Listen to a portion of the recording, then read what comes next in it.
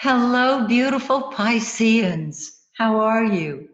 This is Maxine Taylor, and I have your astrological forecast for May 2019. It is really quite lovely. I'm going to start with the big picture and then narrow it down so that I give you information on everything I've included here. And by the way, if you would like me to read your chart to you, if you'd like a reading from me, go to my website, MaxineTaylor.com, and select the reading or readings that you would like, and we will get together and do a marvelous reading. I hope you enjoy it. I know I'll enjoy giving you your reading.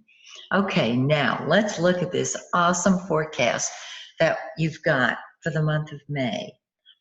First of all, as I step back and see a larger picture, I'm going back to January. Why am I going back to January? Because in January we had 2 eclipses, and eclipses are strongest 3 to 4 months after they occur, which is right now. So the first eclipse was January 5th. It was in 15 degrees of Capricorn. If you have your birth chart, find 15 degrees of Capricorn there and combine it with what I'm saying now. It was a solar eclipse, and it was in your 11th house of friends and hopes and wishes and humanitarian projects, which of course really speaks to your heart. You are a humanitarian, as Aquarians are. So this is a great time to spend time with friends, to join new groups, and to be a friend to all. So your humanitarian side is very strongly triggered. Then on January 21st, we had another eclipse in 1 degree of Leo. It was sitting here. It sits here in your 6th house of work, health, and service. And you are definitely the sign of service. You love to be needed, you and your opposite sign, Virgo. And so with this beautiful lunar eclipse in your 6th house, if someone were to say, I need you, that would translate as, I love you, and you would give them your all. And so these are the 2 areas that are triggered right now, work and social activity of a philanthropic or humanitarian category or style. Really quite beautiful. Friends and job, basically, and health. This is very good for improving your health. Now let's narrow the field and talk about what's going on in May with the new moon and the full moon. Okay. The new moon is Saturday, May 4th in 14 Taurus. It's in your 3rd house of communication. And you are a natural communicator, Pisces. You and Cancer. Now I know Gemini is supposed to be the communicator, but you guys would win hands down because you are natural communicators. And so the new moon is encouraging you to travel, short distance travel, and the 3rd house is short distance. Travel, communicate, all that group activity, join a club, socialize with people, network with them. Are you writing a book? Are you doing a blog? Are you doing a video? This is you communicating. And the 3rd house is the house of ideas. Now, the full moon is in 27 Scorpio, 39 minutes on May 18th. Scorpio is so powerful.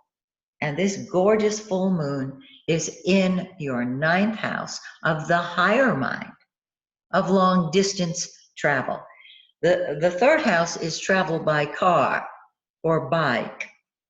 The 9th house is planes, maybe trains, but it's long distance. It also the 9th house also deals with your belief systems, with your principles, those things that you believe in strongly. And so you're seeing the big picture as well as a detailed picture.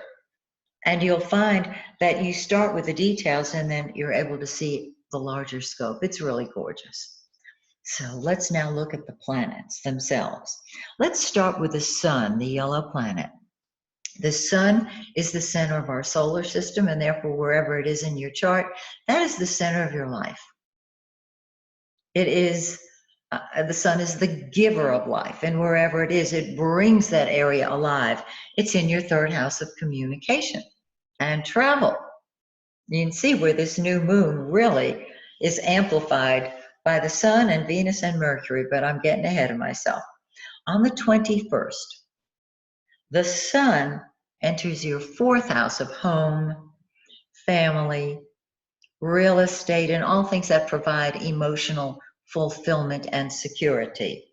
So after the 21st, you may want to spend time at home. So my suggestion would be that you travel before then, okay? Then let's look at Mercury, the blue planet. This is what we think about and talk about. Well, right now, it's in your second house of money. It's been there for a while. On the 6th of May, it moves out of the second house. You've thought about your money, you've created your income, and it's in its own house, the third house, and you've got ideas, I mean, just coming out the wazoo. You have got, your mind's going a mile a minute. And you're easily bored, and you want to communicate with people, you want to talk to people, you find people to share ideas with. This is the time to get on the internet. This is the time to do a blog. This is the time to network with other people. On the 21st, the very same day that the sun enters your fourth house, Mercury enters your fourth house. And so you're thinking about home and family. And home sweet home is triggered. Now, I want you to see something here. Mars is in this fourth house. Hold that thought. I'm going to come back to it in a second. I'm going to pick up on Venus and then jump to Mars. And you'll see why.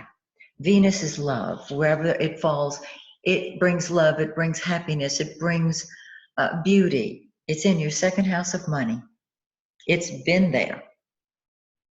On the 15th of the month, it moves into your third house, and you're thinking beautiful thoughts. You're loving talking to people. You're loving travel.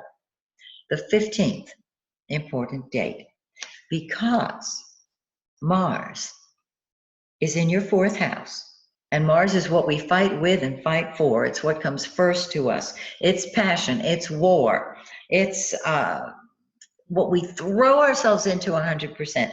So you're throwing yourself into home projects, family, or maybe you're just staying at home enjoying the solitude that you have.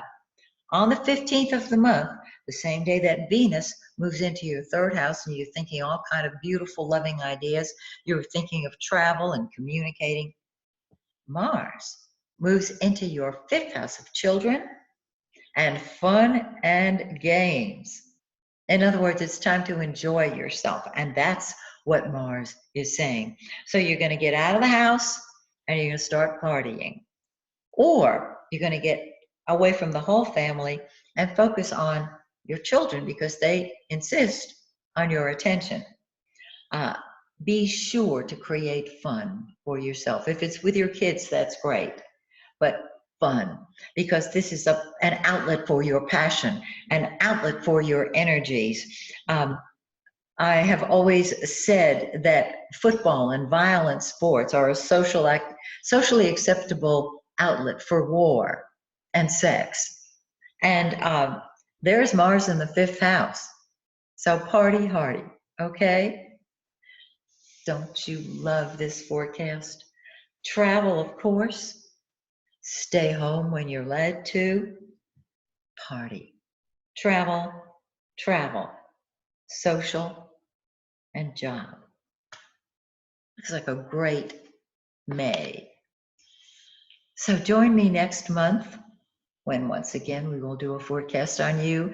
Until then, may the stars shine brightly on you and yours.